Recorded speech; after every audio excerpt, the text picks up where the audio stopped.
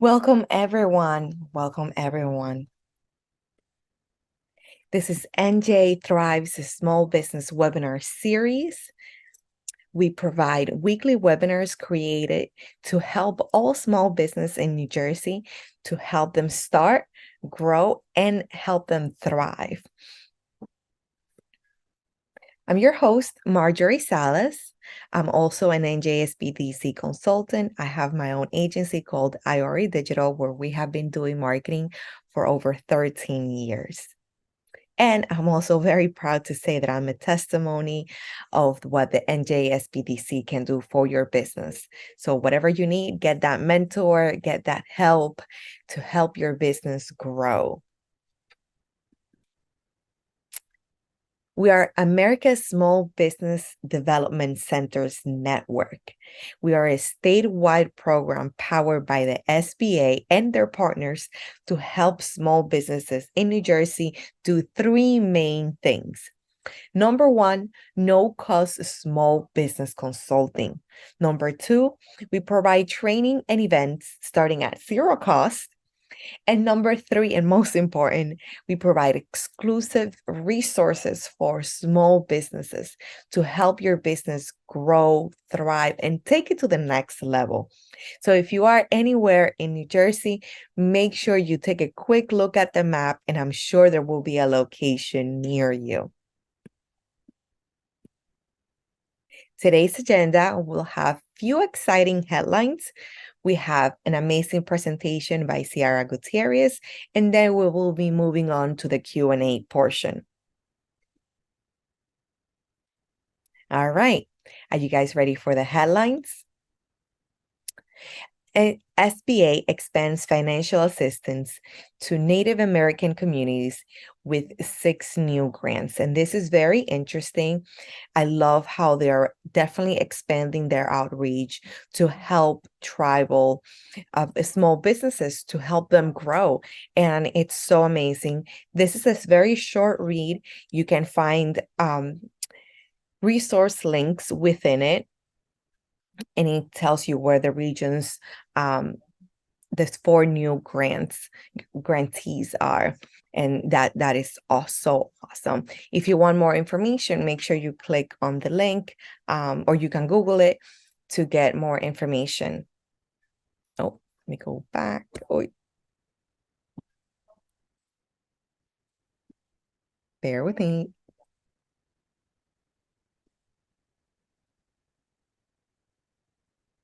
The second headline is the SBA expands reach for regional innovation cluster network with 4 new awards. This is so awesome as well because we have new categories for awards, and this is great for new opportunities. Again, this is another short read with additional resources and links for you to get more information.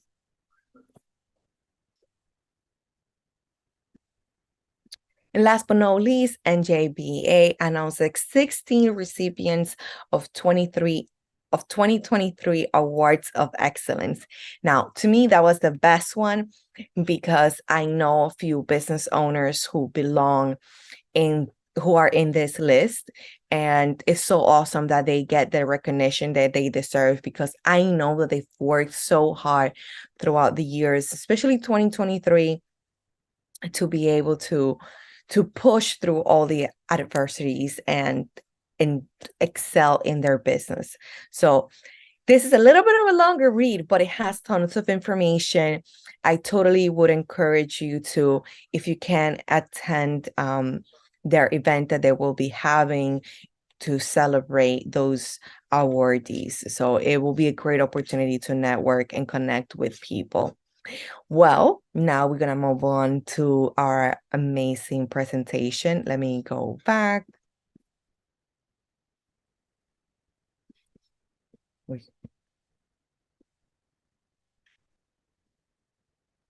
Please, things to keep in mind, have your questions in the Q&A box. This is very, very important. And number 2 is that for me, for Ciara, for all the speakers and all the webinars that we do, we kindly ask you to submit a 3-minute survey. It's probably like 2-second survey for you because it's very quickly. But in exchange, you will be receiving all the webinar resources. So make sure you submit that survey. It will be of great help. Your feedback, it gives us an idea of what to present in the future, and it also gives us feedback as of the host, the speaker, and everyone involved in this webinar. So with further ado, today we have Ciara Gutierrez.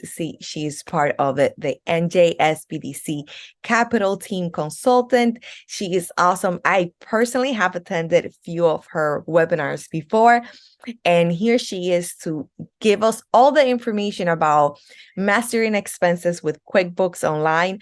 I got my pen and paper ready right here. You can see it, ready to take notes. So thank you so much, Ciara, for joining us today. I will be going on mute. Thank you. Thank you, Marjorie. Thank you so much for that wonderful introduction. I am incredibly excited to spend time with all of you today. I am just going to share my screen. Wonderful. Awesome. So I see that there's a lot going on in the chat, which is great. As Marjorie mentioned, please keep your questions in the Q&A box. That way we can address them towards the end of the presentation. If you've ever attended any of my webinars, it's a lot of information that I'm trying to condense in a short amount of time. So if I seem to be going too fast or you don't really understand any of the concepts I'm discussing, not to worry. These are recorded and are available for you to go back, replay them, and kind of get a better understanding of these concepts that are pretty much new to most business owners or new business owners, or anyone really. Maybe you're trying to start a business and you're trying to learn more about what QuickBooks is and how you can utilize it in your day-to-day. I'm going to start my slideshow and I'll do a little brief introduction into who I am and how I can hopefully be of service to all of you today. Okay, great. Awesome. All right. So as mentioned by Marjorie, my name is Ciara Gutierrez. I have been working with small businesses, entrepreneurs, and larger businesses for 16 years now. I was working on my own, working with a variety of businesses in different industries. And currently, I am one of the consultants that works closely with NJSBDC. I am very passionate about educating my community. I am passionate about sharing this knowledge that is not common knowledge to most. So I thank you for taking the time to invest in yourself, to learn about something that might be daunting to you. Please be sure that this is not something that you will learn overnight. And there are a ton of resources out there, including obviously this platform. Sign up for the email blast, sign up to get counseling at your regional center. It is invaluable, the experience, the knowledge, the resources that are at your fingertips that are absolutely free. So please take the time to complete the survey after this presentation so that if you are not connected with a center yet, that you can get connected to a center and that you can work with someone like myself who can help you either start your business, elevate your business, organize your business. It's never too late. So if you're on here and you've been in business for 10 years or 10 months, there's something for you to learn today, okay? All right, so we're here to discuss QuickBooks Online. There's obviously QuickBooks Desktop, but today we're going to focus on QuickBooks Online and how to utilize it for your specific business. So what is QuickBooks? QuickBooks is an accounting software package developed and marketed by Intuit. So for those of you who may have done your taxes yourself or are familiar with QuickBooks, Intuit is also the owner of TurboTax. So if you're ever going to maybe merge both systems together, because they're held under the same umbrella, essentially, it's easy to transport information from one to the other. So I find that to be incredibly useful. QuickBooks has a lot of different platforms available, meaning with QuickBooks Online specifically, there's a lot of different subscription plans. So based on the industry that you're in or the size of your business, they can offer what's a monthly subscription based on your needs.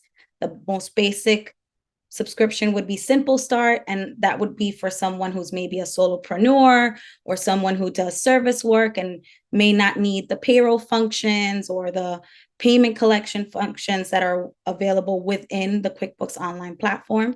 I personally love QuickBooks Online because of its easy to use features. There's a lot of help, a lot of instruction, and a lot of ways to customize it to your specific business. So whether you're a landscaper or you're a lawyer, there's definitely functions within QuickBooks Online that will help you organize your business and navigate the different parts of your operations.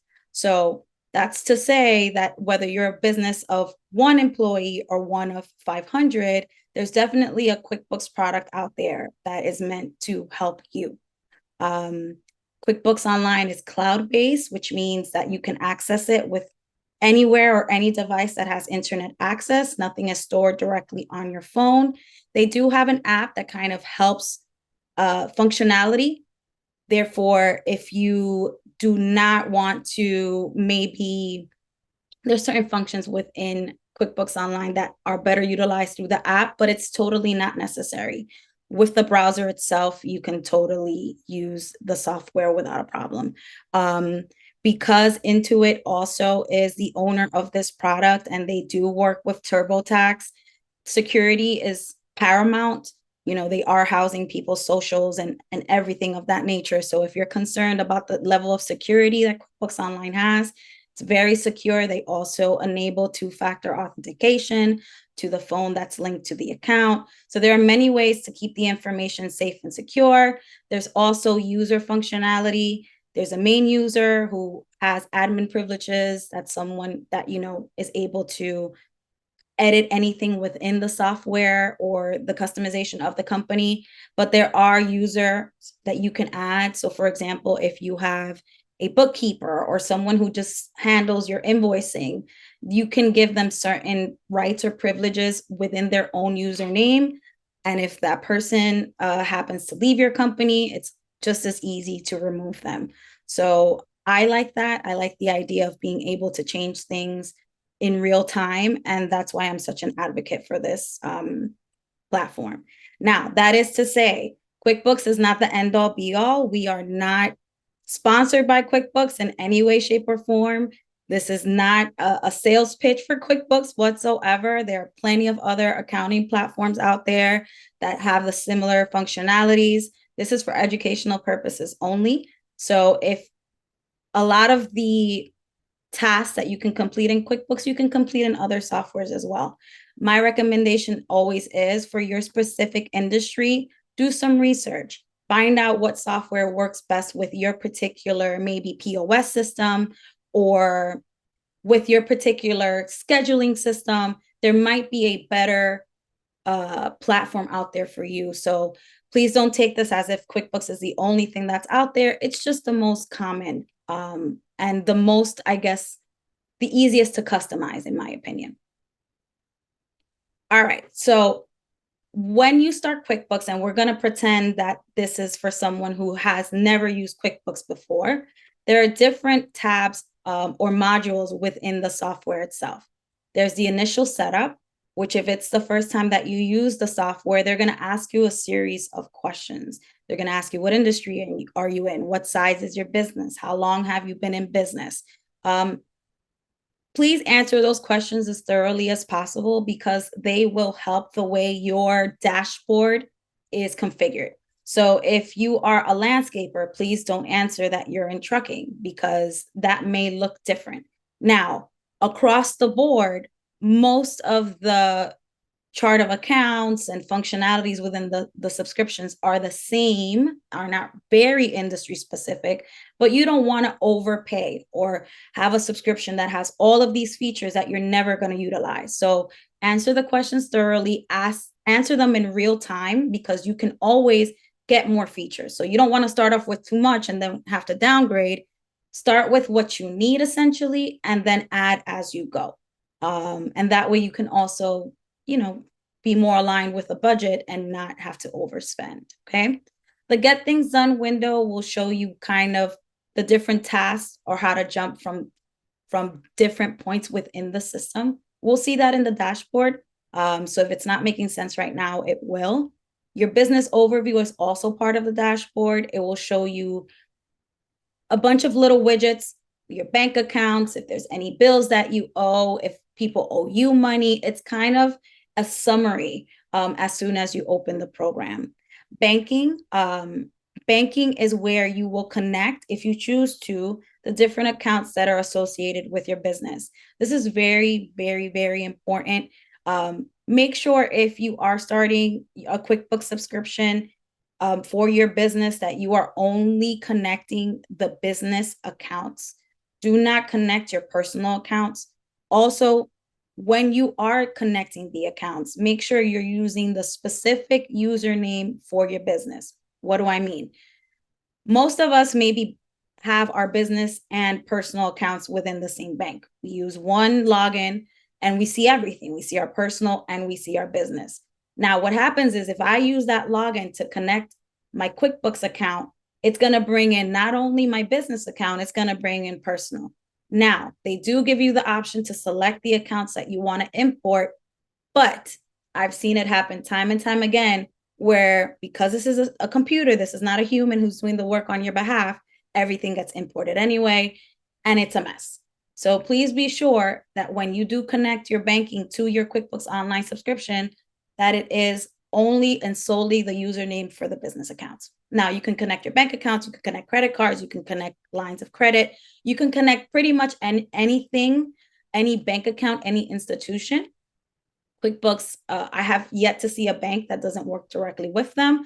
Now, the importing of the data does vary from bank to bank. So if you have a smaller bank that you participate with that maybe are not very tech heavy, like a JP Morgan, it may be more difficult for you to import your data or download your data. And we'll talk about that a little more. The Get Paid and Pay sections have to do with your customers as well as your vendors. So I think it's pretty self-explanatory. Get Paid would have to do with your customers, your accounts receivable, your invoices, and Pay would have to do with your expenses, your bills, your vendors, etc. Customers and leads, this can work as a CRM function. You can enter all of your customer data in there, automate a lot of the processes such as invoice reminders, etc. It's a great tool within QuickBooks. Commerce, this may be for anyone who may use Shopify or anything, maybe retail. You're able to also integrate that into the QuickBooks Online platform. Payroll function, if you want to keep your payroll in-house, they do have a function for that. Bookkeeping, they offer bookkeeping services with experts. So if you are not working with a bookkeeper right now and you want to inquire about their services, they have that within the QuickBooks Online platform. Taxes, it will show you if you're a business who collects sales tax, it's kind of the hub for that. It shows you how to manage that. And then there's several apps that you can connect. There's apps to track your mileage. There's MailChimp. There's a ton of integrations within QuickBooks Online. I mean, a humongous list. We cannot go over it today because that's not what we're here for. But just to give you guys an overview, there's so many ways to utilize this program and so many ways to make it work for you. Now, with any program, the information that you put in is really going to dictate the quality of your reports, right? So if we're not entering things completely, or we're starting, we're not consistent with the way that we're doing our bookkeeping, then obviously our reports, our financial statements are not going to be accurate. So invest in a good bookkeeper, invest in a good accountant, so that you can at least start the process on the right foot. This is a very complex task in the sense of when you begin your QuickBooks Online subscription, you want to make sure you have some kind of consultant, whether that be an accountant, your CPA, to walk you through this process and make sure that you are set up correctly. Because at the end of the day, you want a solid foundation. You want to make sure that you start your record keeping in the most accurate and efficient way possible. that, again, it may take some investment on your side, but once the system is put into place and it's created, then it's just maintenance that you have to do after that. Okay. Now, we're here to talk about expenses, right? And there's no better definition of expenses than directly through our favorite organization, the IRS. Okay. Why is keeping track of your expenses so important and so crucial to your business? Because this has everything to do with taxes. If your information is not organized, if you don't have a clear and concise way of tracking all of your expenses, then come tax time, you're either overpaying or underpaying. And we all know how that can go. So here's the definition of expenses directly through the IRS. According to the Internal Revenue Service, business expenses are ordinary and necessary costs incurred to operate your business. An example of this could be your inventory, payroll, and rent. Okay, so expenses are obviously anything the business may spend that are considered necessary costs. Now, the definition of necessary costs varies year to year. So if you fill out the survey that will be shared at the end of this presentation, you will get a copy of this presentation. This is publication 535. This is the link to that. And it is the actual publication from the IRS that defines what are tax write-offs and what are not, which is always everyone's main concern. What can I deduct? How much can I deduct? How do I keep track of it? That publication that is very, very extensive will show you how, what, when can you deduct certain expenses, okay? Now, that being said, I know everyone's gonna have a ton of questions on what is tax deductions. I am an accountant, but I am not your accountant. So I cannot answer anything that is tax related specifically. So if you have any tax questions, I thought this article was absolutely full of information. It will show you the guidelines. It will answer most of your questions. But first and foremost, make sure you're working with a CPA. A good CPA will really do all they can to protect you and your business, and will know these rules like the back of their hand. The rules change every year. The amounts change every year for the most part of what we can deduct as businesses. But it's important for you as a business owner to really understand this process and really understand how it works, because it also dictates your spending. If you're aware of what you can deduct and what you can't deduct, then you're going to be make decisions based on that. If you're assuming that you can deduct in this category and you keep spending and spending and spending, you don't want to find out come tax time that that's not even tax deductible. So educate yourself. I tell that to all of my clients. Educate yourself, educate yourself, educate yourself. Take these classes, learn the lingo so that when you have the conversations with your CPA, you are well informed and can understand what they're talking to you about. And you can also ask questions, right? We can only learn by asking questions. All right, so now we are going to actually go into QuickBooks, and this quickly will show you this very, very long article. As you can see, the bullet points are on the left that kind of show you the different sections within expenses and what's categorized as an expense and notices. Take the time, if you can, to read this. It's publication 535, business expenses, and it will show you there's just a lot of information on here. So please take your time, take your notes, and review that. And here is QuickBooks. All right. So let me expand on this a little bit. All right. So this is the dashboard for QuickBooks. Okay. Right now it's named Your Company because this is a presentation.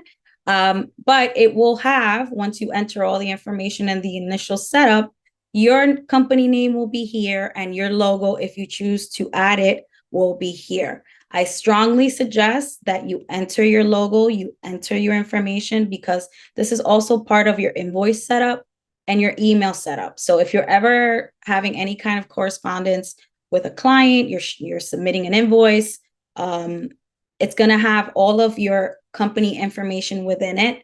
As we know, in the world of business, branding, marketing is incredibly important. So we want to make sure that our software is a reflection of the branding and marketing that we're doing in our day-to-day. So please be sure to enter that information as thoroughly as you can, because it will be part of any of the communications or anything that you print out from the system itself.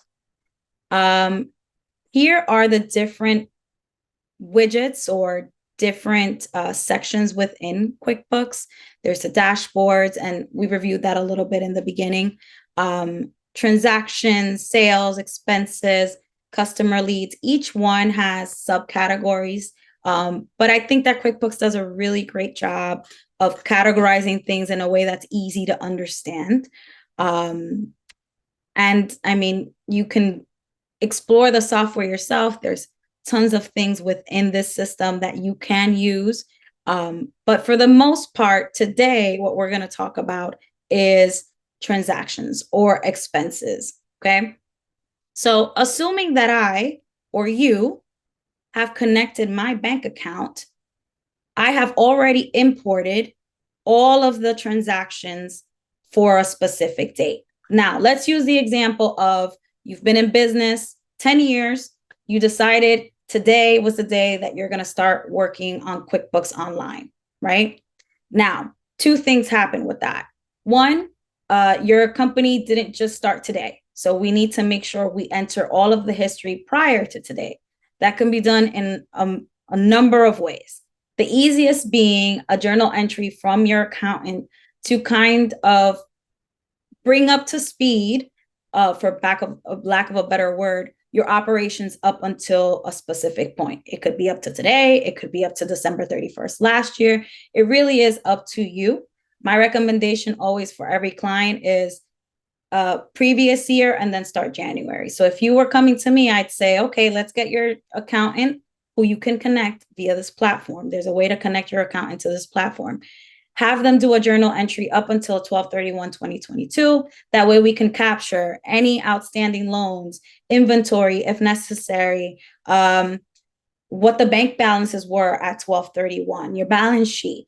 So many different aspects of your business that obviously without entering that information, we wouldn't really know, right? So that's the first step. Now our accountant has already done our journal entry. We have all of our information up until 12/31 in the system. Now we're already in October. How are we going to enter January 2023 up until now? What we're going to do is we're going to do it by month. Okay. Depending on your banking institution, you can download what's called QBO files. QBO. If you go into your bank dashboard and you search transactions for a set period of time, it'll generally give you an export function. It'll either say in Excel, CSV, or QBO, or it'll say QuickBooks 2018 or higher. You will export that data for each month. So we would do 1/1 to 1/31, 2/1 to 2/28, 29, whatever it was this year, so on and so forth. We would download a file per month, and then we would upload the file into this platform, okay? Which I will show you guys how we do that now.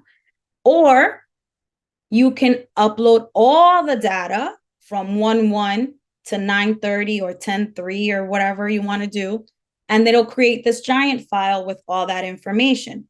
Now, depending on your level of experience, I don't recommend doing it in that format. Why? Because depending on how many transactions your business has, it can be incredibly overwhelming. It could be, instead of for review, 408 transactions, it could be 2,030. You know, when you're doing it month by month, you're able to be more organized. It doesn't seem so overwhelming. And you kind of practice the process month to month to month until by the time you get to September, you feel a little more familiar, a little more comfortable, and are less prone to mistakes.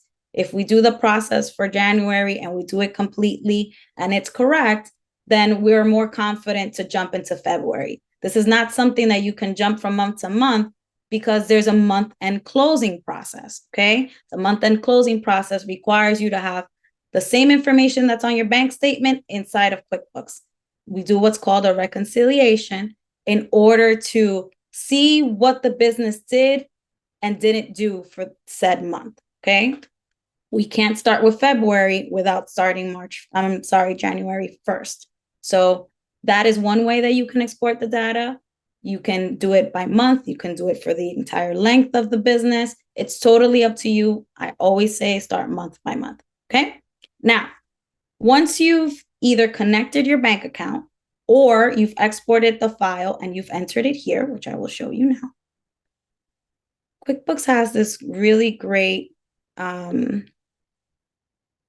search tool at the top, which I can't locate, and I think it's because of the way my screen is, but there is a magnifying glass on the top of QuickBooks that allows you to, oh, here it is.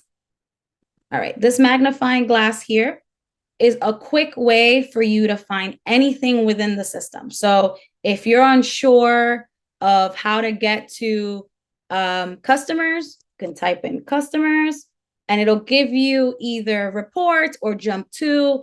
It's really, really a neat feature. I really enjoy it. I think it's the best way to kind of navigate it without kind of remembering where everything is. Okay. So here I'm going to put import.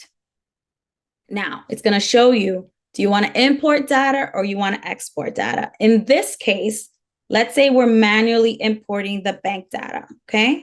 We would select import and it gives you all of these functions. Now, if you currently work off Excel and you have a client sheet that's on Excel, you can upload your customer sheet. You can upload your vendor sheet, your products and services. Let's say you have everything listed out by price and description. You can upload that as well. Let's say you're using a different system and you're able to export the invoice list. You can upload that as well. Let's say you worked off of a different level of software and you already have a numerical system for your chart of accounts. And we'll discuss chart of accounts in a second. It'll also let you upload it. And the same thing applies. Let's say your accountant has a chart of accounts that they like to use and they want you to keep that system. You can upload the Excel sheet that they provide to you. But in this case, we're talking bank data. So here are the two different ways that we can import the bank data.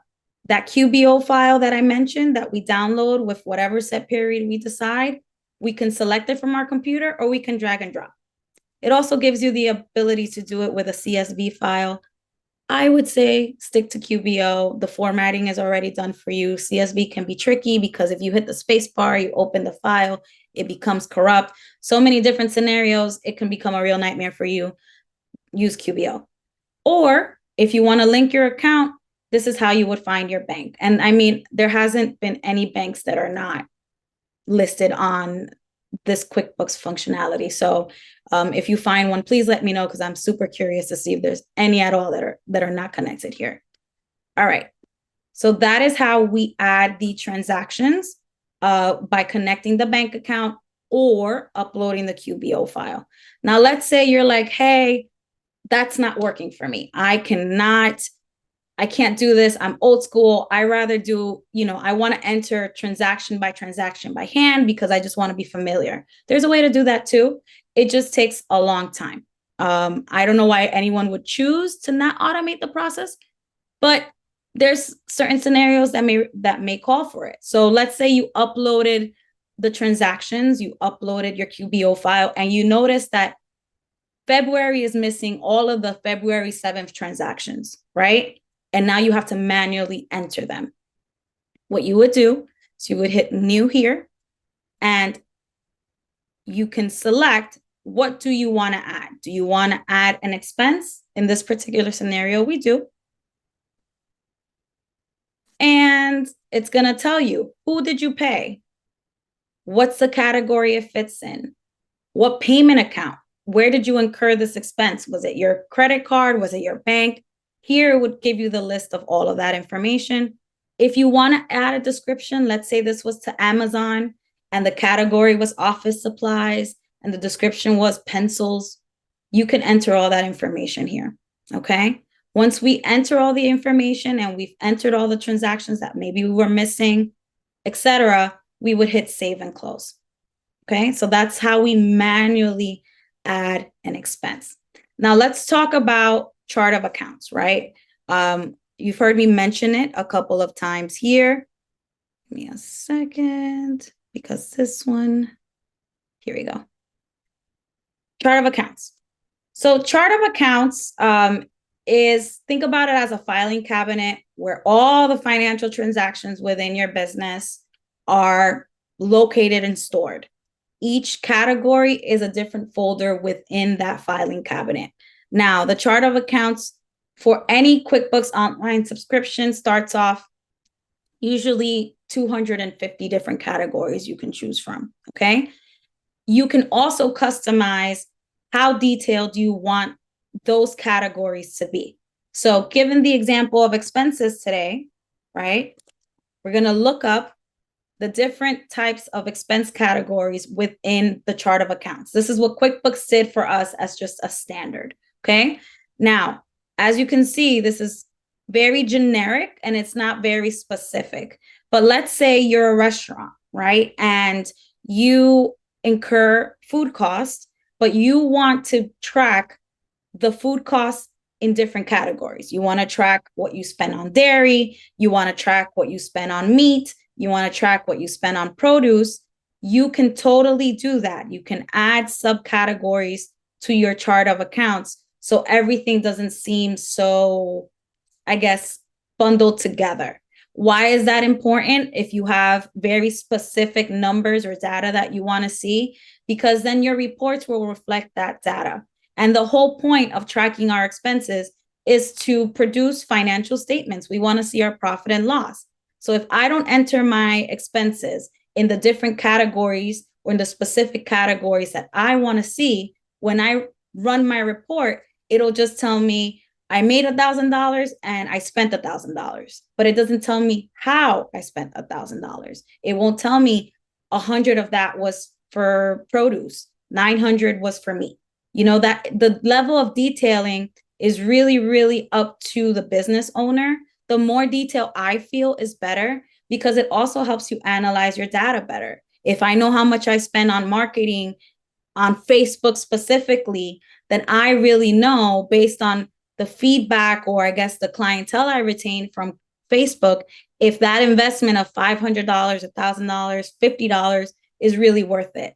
But without looking at my numbers and really understanding what each figure means, there's really no way for me to tell, right? And then in order for me to understand it better, I have to look at my bank statement. You know, I'm going to work against myself.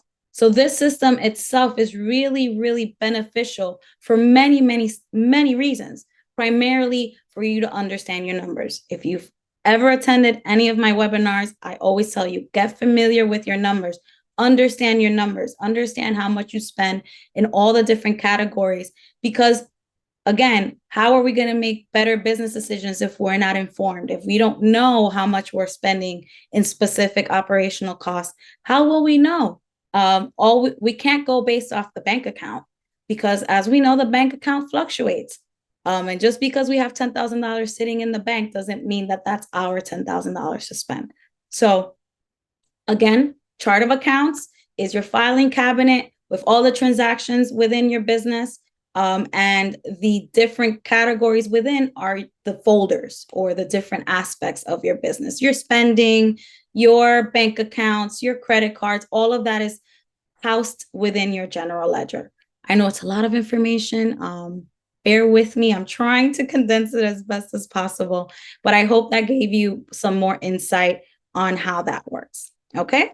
So now we understand our chart of accounts. We've understood how to connect our bank transactions or upload them. Now, how do we actually categorize these transactions? How do we do this? How do we select the categories that they belong in? First and foremost, just because you uploaded this data into QuickBooks doesn't mean it's saved into the system. This bank feeds or bank transactions area is kind of an abyss. Without accepting these transactions, they just kind of stay there. So the first step is, after we've uploaded, is to confirm or review our transactions, okay? So QuickBooks will automatically assign categories. So as you can see, it says assign to here. It will guess based on I guess the vendor name or how others have previously categorized these transactions within their own QuickBooks platform, it'll automatically guess what it should be. Great feature, and also not so great because this is a computer. It may not categorize something the way you would want it categorized. So I always tell clients, please review all of your transactions. Do not hit go, do not skip go, do not hit confirm, because you may miscategorize something. Also, let's take a vendor like Amazon, where you can get so many different things. You can get office supplies. You can buy food off of Amazon. You can buy inventory off of Amazon. You wouldn't want for QuickBooks to automatically categorize every Amazon purchase that you have as one specific category, because that might not be relevant. So let's say, for example, Amazon, this $10 purchase, it's not office supplies. I want to change it to something else. I would select either the transaction itself or the category that QuickBooks is suggesting to me. And I can either accept it because I remember, yes, oh my gosh, it is office supplies, or I can go into the down arrow and select something completely different. Let's say in this example, it's not office supplies, it's small tools and equipment. I can go ahead and select the appropriate category and hit confirm. Okay. Now, as you can see here on the bottom, there is a function called create a rule. QuickBooks, once they see that you have a repetitive vendor or a repetitive transaction, they're going to want to automate the process for you. So they're going to say create a rule. Now, when is this helpful? If, for example, you have a specific payment processing system and all the deposits come in from that processing system, and everything that comes from that is strictly tied to sales, no other category, then that's where something like a rule would be beneficial, because anytime a transaction comes from that particular vendor or from that particular client, it'll automatically categorize it for you, one and done. Wonderful. But that is very specific. That's a very specific example, and we don't always want to do that. Let's say you pay a lot via Zelle, right? And you Zelle many people through your business. You cannot create a rule for Zelle for one particular individual or one particular category, because that might not be the case. And if you create rules under the category of Zelle, QuickBooks will just either tie it to one person or one category automatically. And to undo it, you'd have to go back into the transaction, unmatch it. It is a pain in the butt. So do not create rules unless it's, something that's never changing. For example, Storage Blue is a storage facility, I believe. That's never going to change. I can create a rule for Storage Blue to be saved as, storage. So, and, Dunkin' Donuts is always meals. That's pretty common sense. But just be very, very mindful of how you do that. Another thing that you can use to create rules would be fuel. If you go to the same gas station all the time, obviously, or, many of the same gas stations, that should always be fuel. That's pretty self-explanatory. Starbucks, anything that is repetitive. Intuit, for example, this is, I guess, the subscription cost. It would always be software. So that is one of the best things of QuickBooks, is that it really helps you filter through and auto-categorize things. But it also can be detrimental if you're not careful, at least the first couple of months that you're reviewing data. Now, let's say you did January, February, March, April, May, June, July. By this time, your expenses are pretty much the same. They may fluctuate in amount, but you might be utilizing the same vendors or having the same level of transactions. So by the 7th or 8th month, the rules, you can probably start applying them. But still, always review the data, always take some time to look at what you're doing, because you don't want to completely make this a mess. It's very difficult to have to go back manually and edit these items. It's best to take your time, do things slowly and categorize things appropriately. Now, let's say we've blazed through all of these, we've categorized them the way we want to, our chart of accounts is designed or specified to our needs. Why are we doing this? Why is this so important? Aside from, obviously, this is a part of us being aware of the levels of activities that are happening in our business, we need to categorize our expenses every month as well as our revenue, but today we're talking about expenses, in order to generate financial statements, right?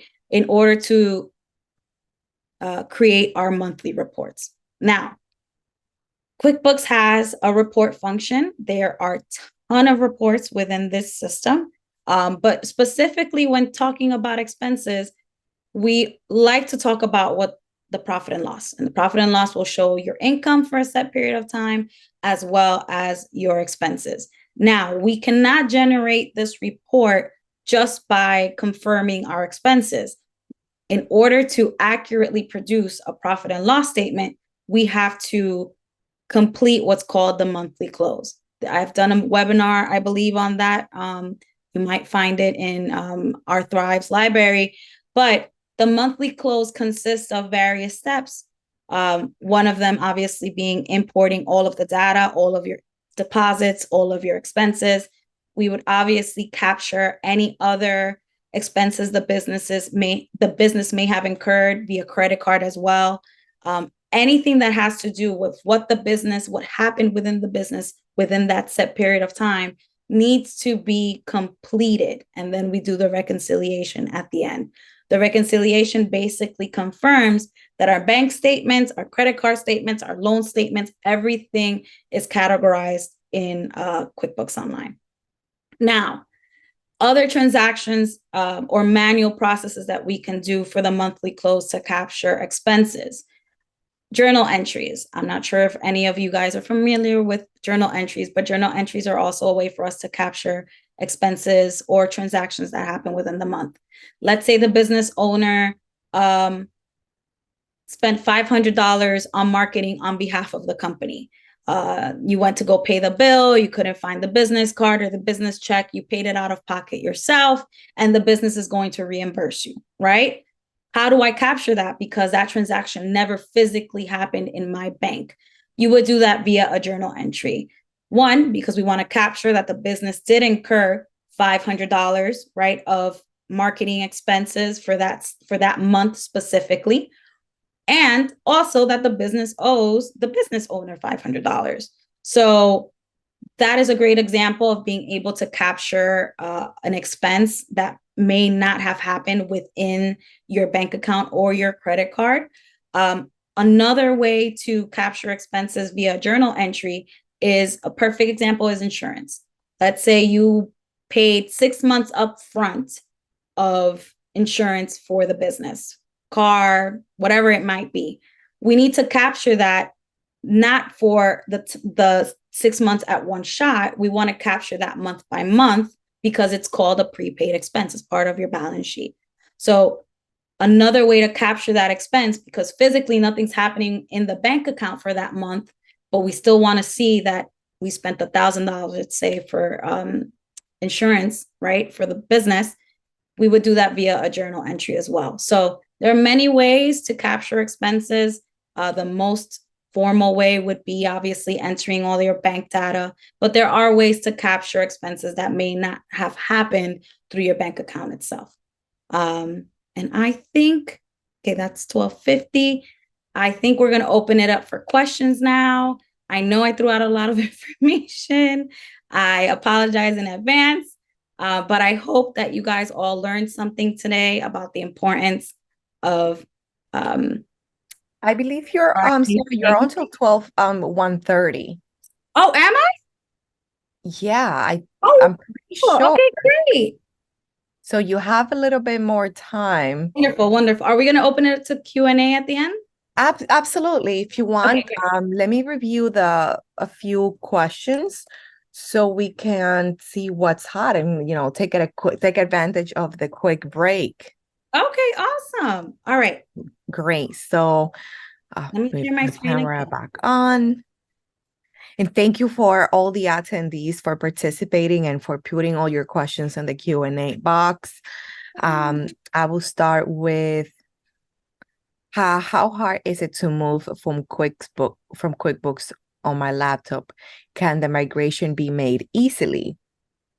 Okay, so QuickBooks Desktop to QuickBooks Online, I'm guessing is the question. It's easy. It is fairly easy depending on the size of the file. So there is a way to import all of that data. QuickBooks does walk you through it. I haven't seen it really be an issue unless we're talking about QuickBooks from many years prior. And what do I mean?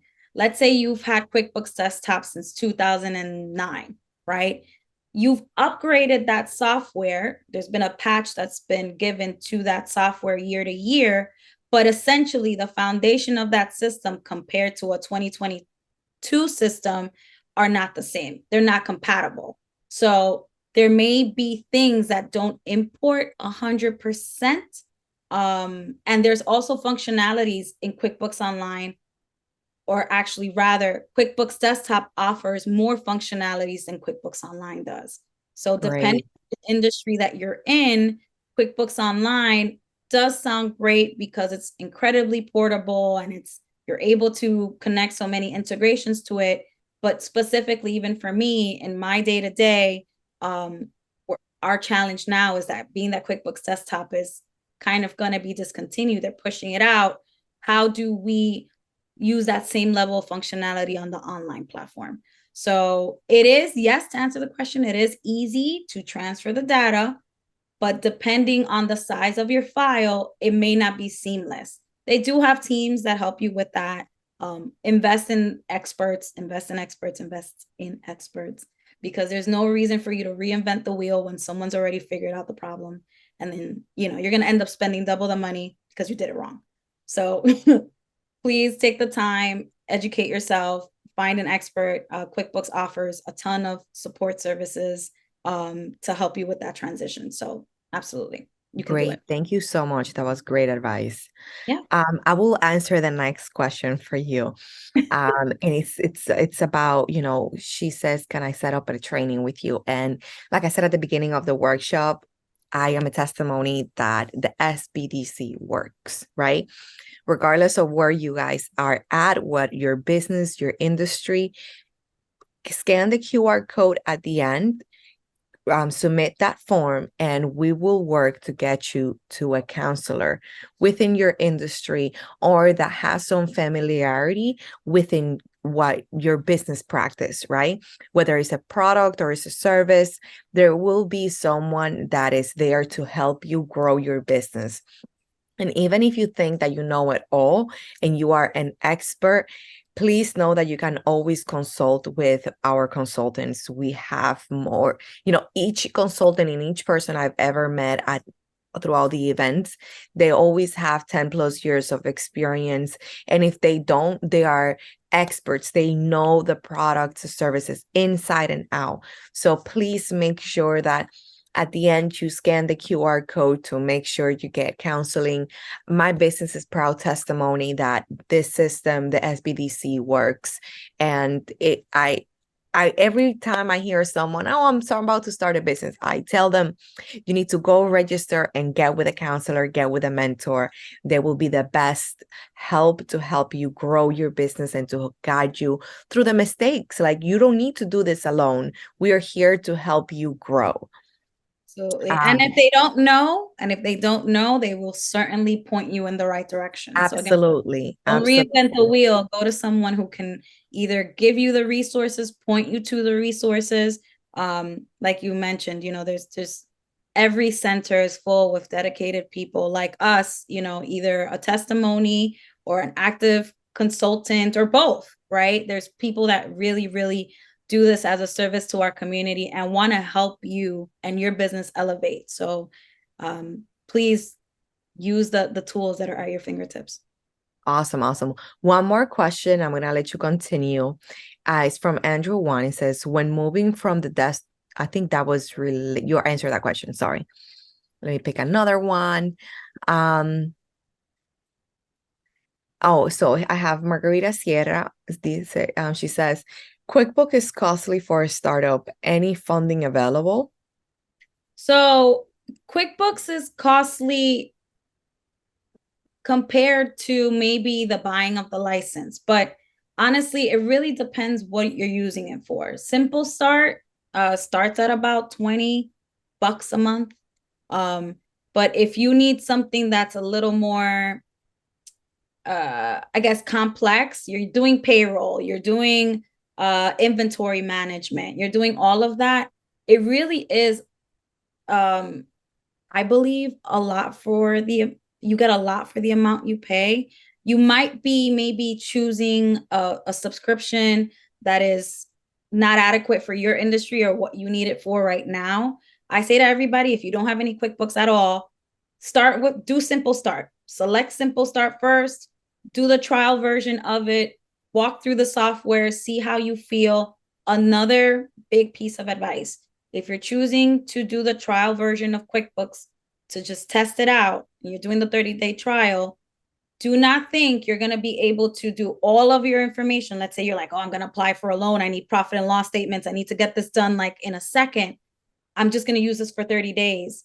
QuickBooks will shut down all of your data after the 30-day trial if you do not continue. So if you export those reports and then you want to go back and fix something, it will be completely unavailable until you resubscribe. So keep that in mind, that if you're going to use the trial and you're going to use the software and you're entering all of your information and you choose not to continue, the information just disappears. It's gone. So keep that in mind when you're trying out the software. But there should be a level that works for you, that should be a little bit more affordable. And remember, this is all part of investing in your business. The idea of organizing your finances is crucial, especially if you want to grow. If you want to apply for those grants, if you want to apply for any kind of business funding, you're going to need financials. They're going to need to know the health of your business. And they're not going to get that just from bank statements. And they certainly are not going to get that just from an Excel sheet. So this is an investment in your future. This is an investment in your business. So I definitely understand the need for it to be budget conscious, but just like you want to pay a good lawyer, you want to pay a good accountant, you want to have the best software that you can possibly have for your business as well. Great. So if you want to continue, we have a little extra time. I know that you've given us a great deal of information. I have tons of notes. So it's No. totally up to you if you Yeah. want to Yeah. go into like certain things that people Sure. are interested in. So let's talk about other expenses that you can get. This is specific for, let's say you're a contractor and you deal a lot with Home Depot purchases, receipts. You need somewhere to store all of this in order to either invoice your client or invoice anyone specifically. QuickBooks does have a receipt functionality, which can be done two ways.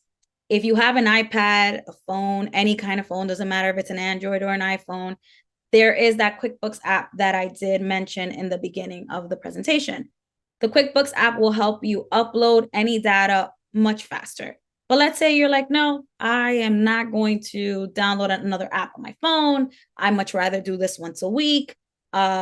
This is a good place for you to keep your receipts. Now, always keep your paper receipts. It's just a rule of thumb that I have. You don't have to keep it readily available, but somewhere safe just in case you ever, God forbid, get audited. But this is a way for you to electronically keep your receipts. You can upload it from your computer if you have a scanner. You can upload it from your Google Drive if you're choosing to store your receipts in that manner. Or there's a way for you to email the receipt to your QuickBooks account. So this is where it says forward from email. QuickBooks will generate like a recipient email on your behalf. So every time you take that picture, if all you want to do is forward it to that email and it gets saved into your receipts, that's another way for you to do it. That's also helpful, for example, if you have a lot of different team members that may be purchasing things on behalf of the business and may not have access to QuickBooks Online for whatever reason. That's where that example is truly helpful. So It will show you the log of all the receipts that are received. You can categorize the expenses, and that way it'll match it for the bank transactions when it comes in. A great way to just organize your receipts if you happen to work with a lot of receipts. So I think that's super helpful. Let's talk a little bit about the reconciling and the importance of reconciling your accounts, because I think this is always something that's a good conversation to have.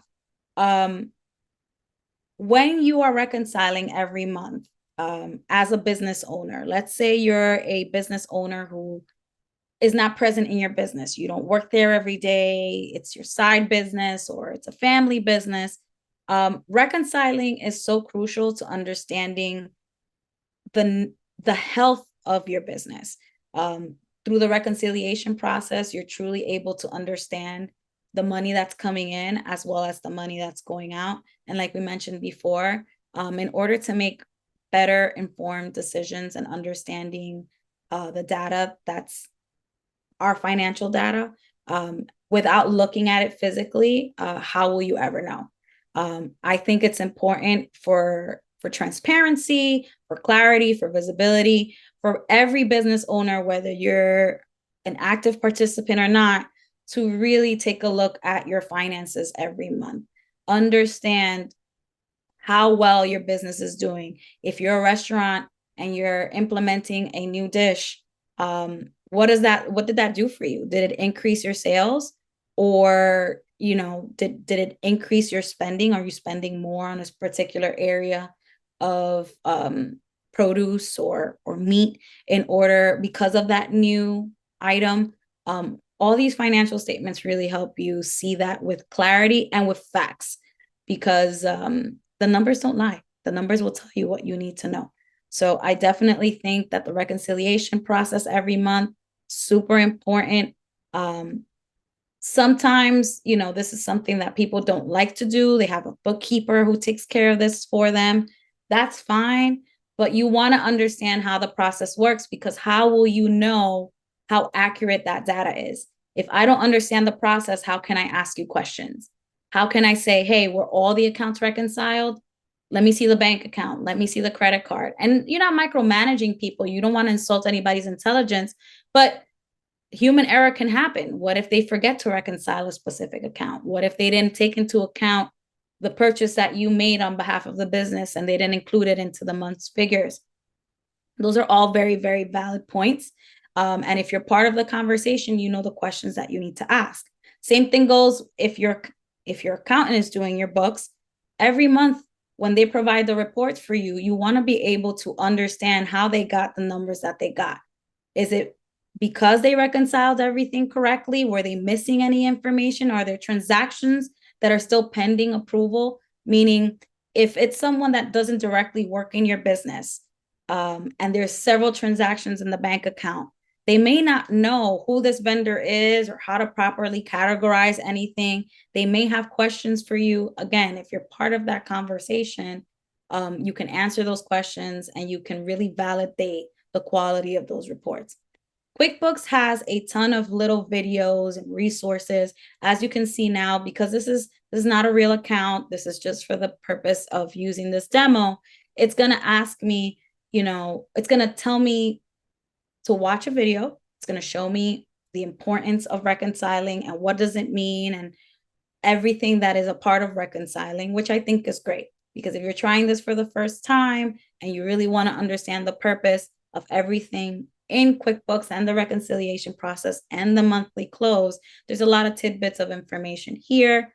There's experts, which depending on the subscription level you have, this is asking me to upgrade. It can connect you directly with a QuickBooks expert, a bookkeeping expert. So if you're stuck on how do I categorize this particular purchase, it will definitely show you how to do that, or they will definitely show you how to do that. But again, it depends on your subscription level. Live bookkeeping. This is, I also mentioned before, if you don't know a bookkeeper, if you're not sure if that bookkeeper is well-versed in your industry, QuickBooks definitely has a whole team of bookkeeping experts from around the country that will be assigned to your account. I'm not familiar with the costs. I've heard so-so reviews on the quality of the work, because again, if you're not really sure what you're looking at, then how can you really validate the process? But I haven't heard terrible things. I've heard good things. So if that's an option that you're looking into, I would definitely say give it a shot, because it is difficult to find good bookkeepers. However, it's always best to work with someone that is well-versed in your industry.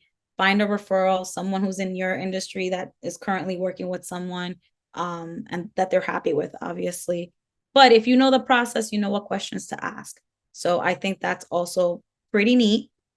My accountant, again, we mentioned before, if you work with a CPA, most CPAs love QuickBooks because one, you're making their job a whole lot better, a whole lot easier by the time taxes roll around. If your information is organized and tidy and perfectly packaged together, it'll be a breeze to do your taxes. So there's a way for you to invite your accountant to look at your books or to edit your books, depending on the privileges that you give them.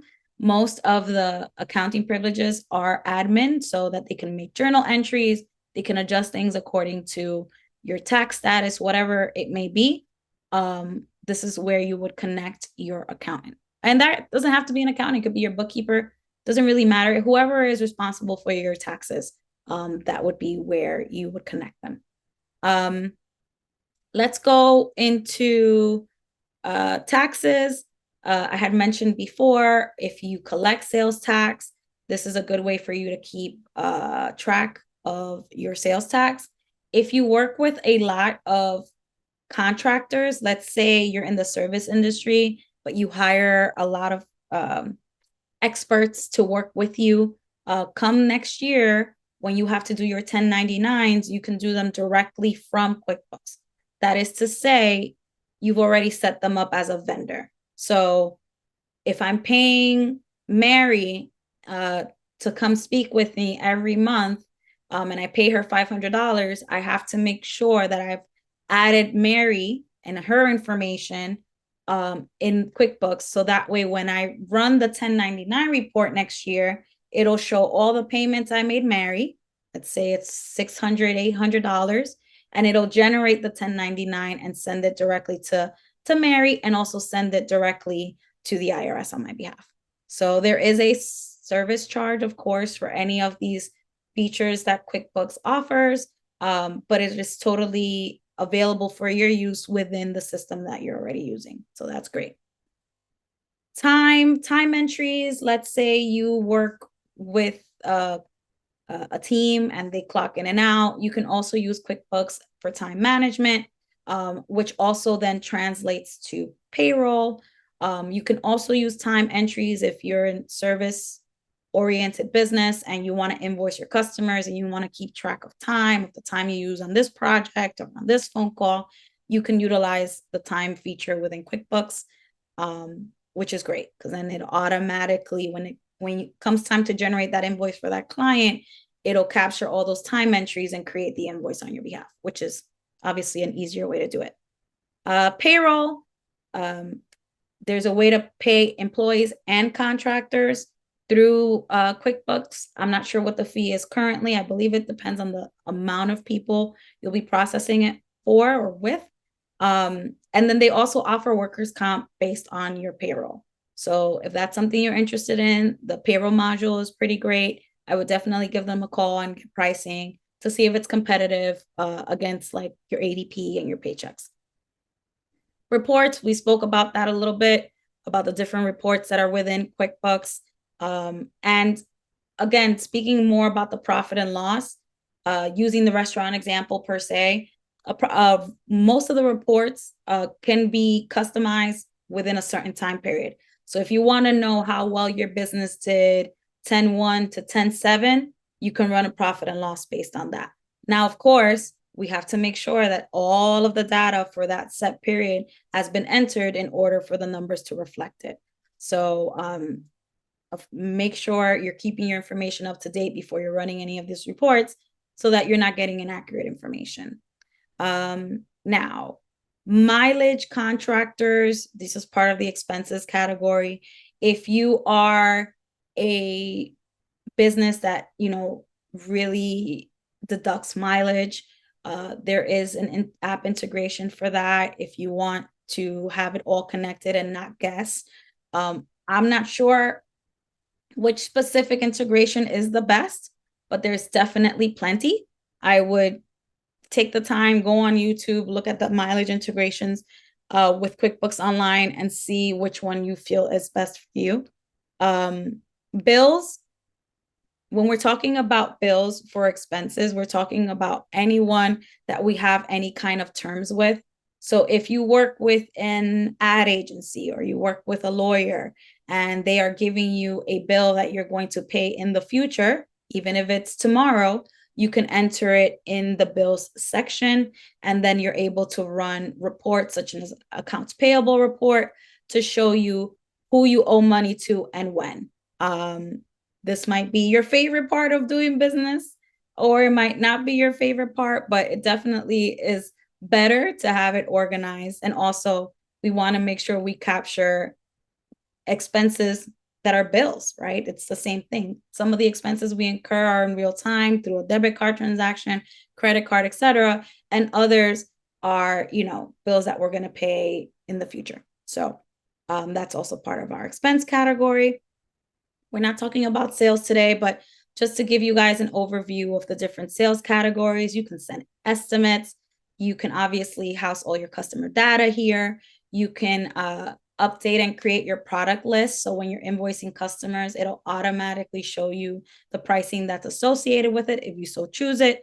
What I really like from a customer standpoint in QuickBooks is that being that you send it out of the QuickBooks software, you're able to see if the customer viewed the invoice or not.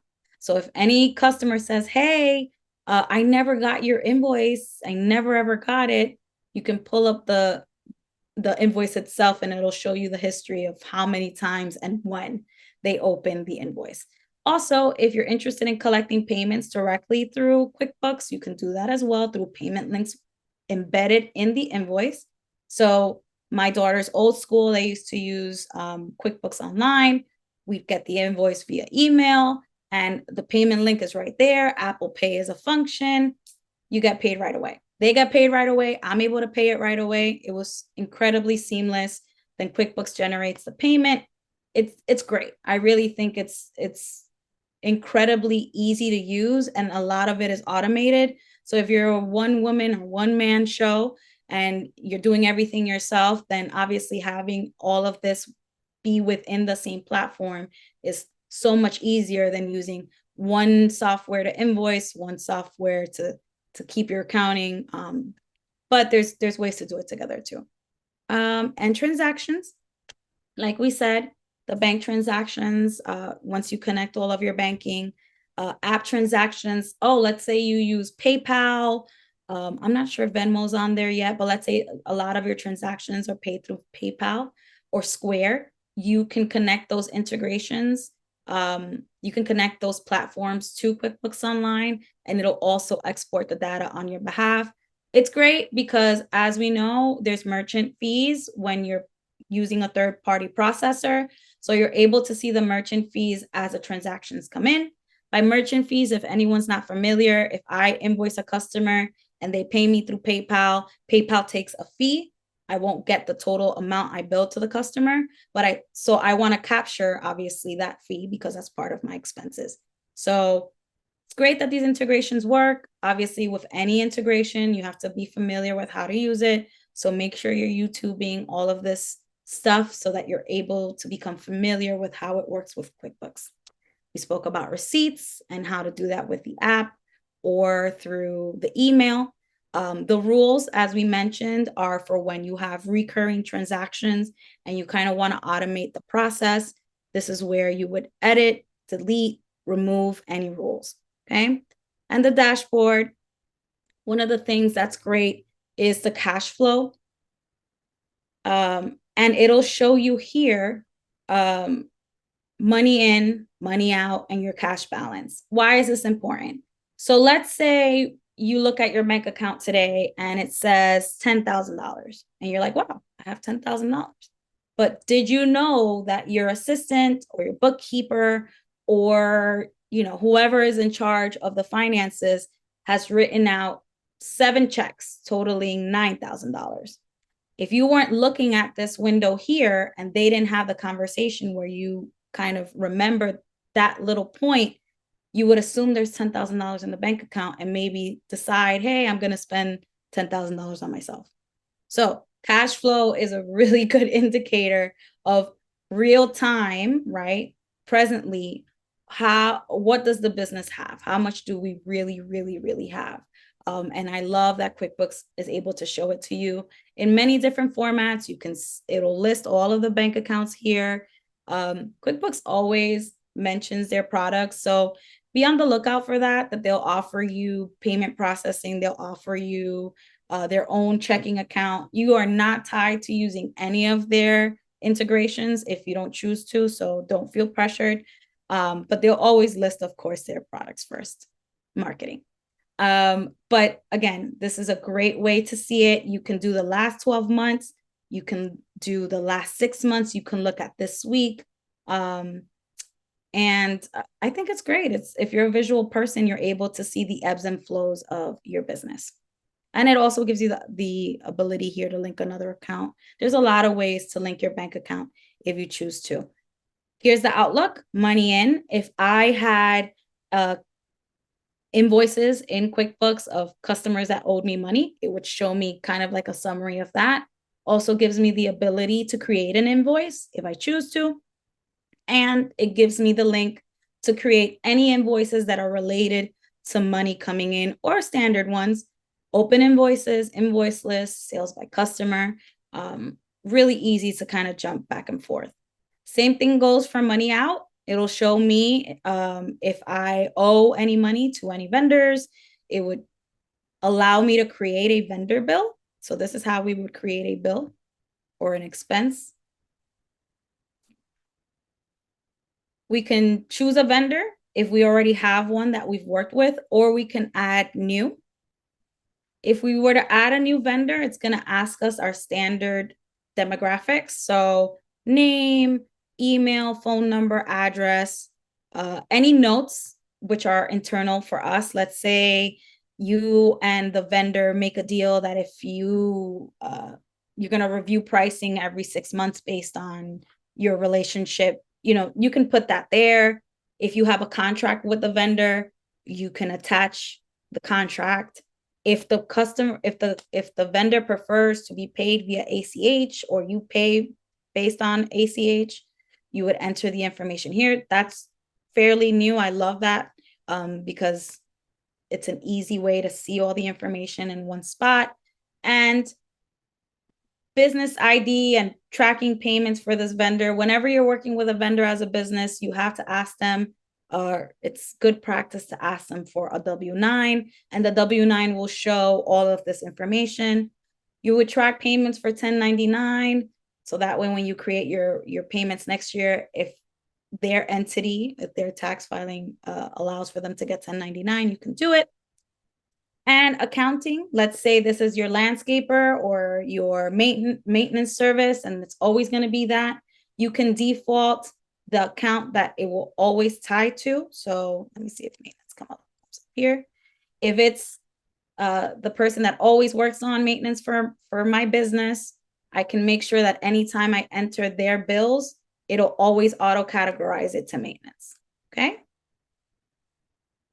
Once we enter all the information as much as possible, we would hit save, and then we would be able to enter the bill itself. Obviously, you would enter the amount. If we want to add a copy of the bill here, we can do that too if we scanned it, and then we can save and schedule payment. We can save and close. Totally up to us. All right, I am going to stop sharing my screen so we can get to some more Q&A.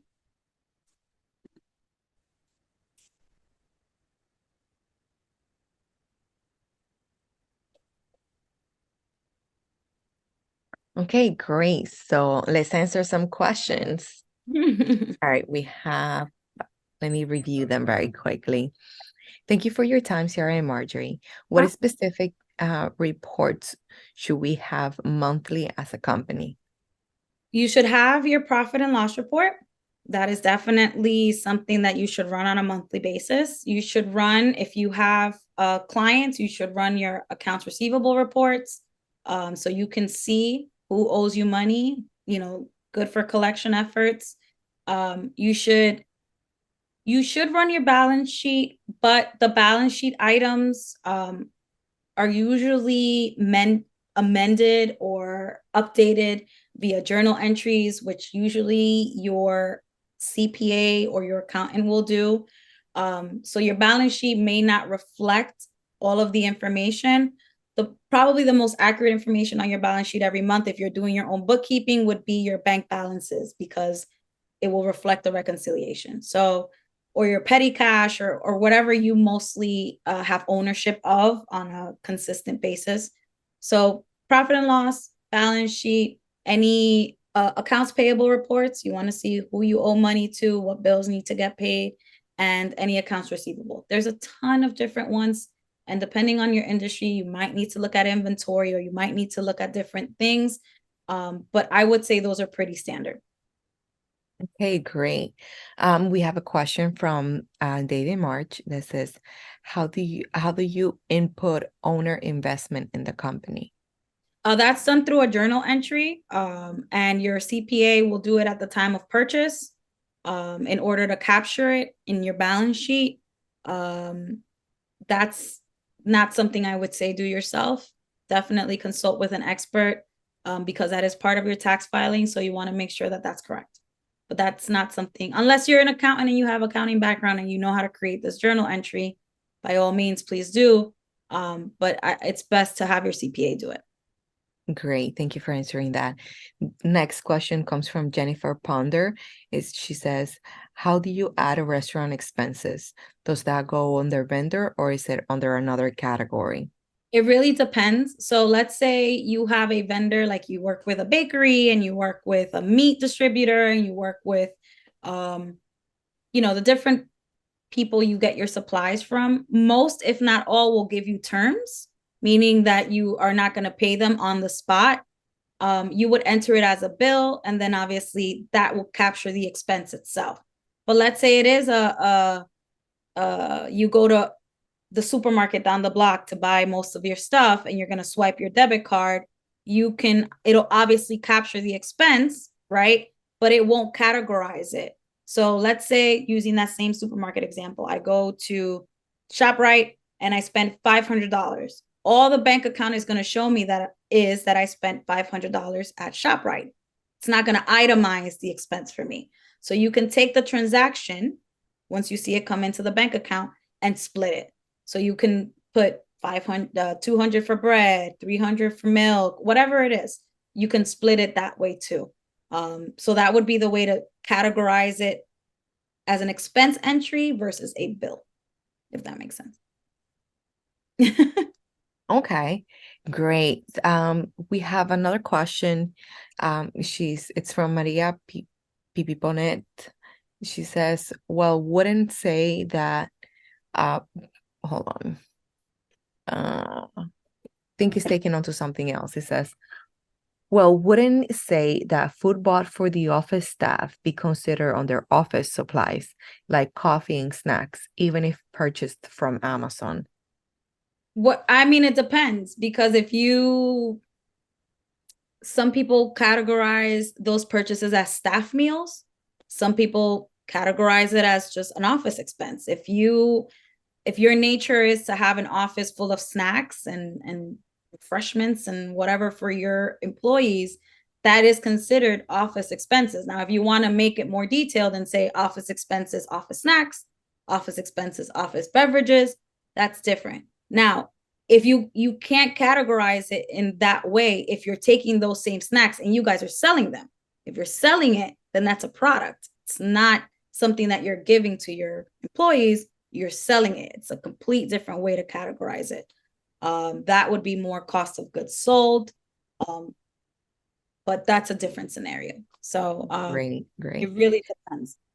We have another question from Deepak Advani. They ask, is QuickBooks desktop version okay to use instead of the web version? It is okay to use. The problem is that Intuit next year is going to do away with a lot of the support functionalities with QuickBooks Desktop, meaning that you won't be able to do a lot of the automated processes. They're really trying to push people into cloud-based software. By cloud-based software, we're talking about anything that's online. Because for them, it's just more cost efficient. But I can't tell you what's better or what's worse. I can't tell you. It really depends on what industry you're in. If you need incredibly complex reporting, desktop has just always been the leader in that. But it's not portable. You know, you would need to download it into a computer. You need to have it with you at all times. It's not relevant to these times anymore, where so many things are cloud-based. So I can't tell you it's better or worse. It is more complex. Desktop is more complex and it's more cost efficient in some ways, but it's not the future. So you have to move with the times. Awesome. We have a question from Carlos Ulises Artega. He asks, can one license be used for multiple companies? Yes. So if you have a company, if you are a business owner and you have a restaurant and a building that you manage, a car wash, you know, that can all be done under one hub. You would just switch from company to company. So it would be one login, one login for the entire account, and then a different set of books for every company. So yes, totally possible. All right, we have a question here from Lori Musa. She asks, my preschool incurred $100,000 in required building improvements, but the expenses missed the end of the calendar year by 4 months. Therefore, as an LLC, I was imputed with pass-through income, but it only existed on paper for 4 months before I had spent the money. I never received it as income. Do I still have to pay income tax on the $100K because it fell on previous calendar year? That's a question, unfortunately, that you have to ask your CPA. Legally, we can't answer that question. So I'm sorry. I wish I could help you. But I would definitely say reach out to a CPA to help you with that. Absolutely. And everyone, please make sure you seek professional advice. Please scan the QR code. At the end, we're going to answer one more question and I will give you the QR code all of you have been waiting for. Okay. One more question. We have, let me see, a good one. Okay. Where is the list of expenses such as wages, salaries, meals, travel, etc.? So I would say the lists are everywhere. I would first start off with that IRS definition of what business expenses are. Please take a look at that and become familiar with it because times are changing and tax regulations change all the time. So become familiar with what will be considered acceptable for the years to come. That's first. Second, if you want a summary, you just Google business expenses and specify your industry. And it'll show you a list of common expenses and or deductions that are applicable to your industry. That way you have information that you actually can utilize and you're not combing through so many articles that may not be relevant to you. Great. Well, Ciara, thank you so much for your time. I will be sharing my screen now. Please take a second, wait for me. I'm pulling this up right away. Thank you so much, everyone that had joined us today. Thank you, everybody, for joining us. That was an amazing presentation. I took a ton of notes. And I think at this point where I am, I would have to submit myself for counseling again because I need a little bit of personalized help, that one-on-one. I can speak AI, I can speak marketing, and I can speak two other languages. But CPA and QuickBooks are like a foreign language to me. All right, guys. Thank you so much for your time. Thank you, Thank you so much, everybody. Ciara, for your presentation. Great deal of information. Please make sure you scan this QR code to request no cost, absolutely zero cost counseling. You will be paired up with someone who's expert in the industry, or if they don't have the answer, they will refer you to someone else who's a professional, and that their main goal is to help your business thrive, grow, take it on the next level. And as a testimony, I can tell you that these people are committed to your success. You matter to them. You are not alone. You don't need to do this alone. You just need to find a mentor, submit yourself in the form. If you don't hear from us, please resubmit yourself again, because things do get lost. I mean, technology is great, but it's not perfect. And I can tell you this, that sometimes we can miss a person or two, but please scan yourself, submit multiple times until you get to a counselor. We are very excited for next week. We have an upcoming webinar, which would be Thursday the 19th, with Eileen Chant.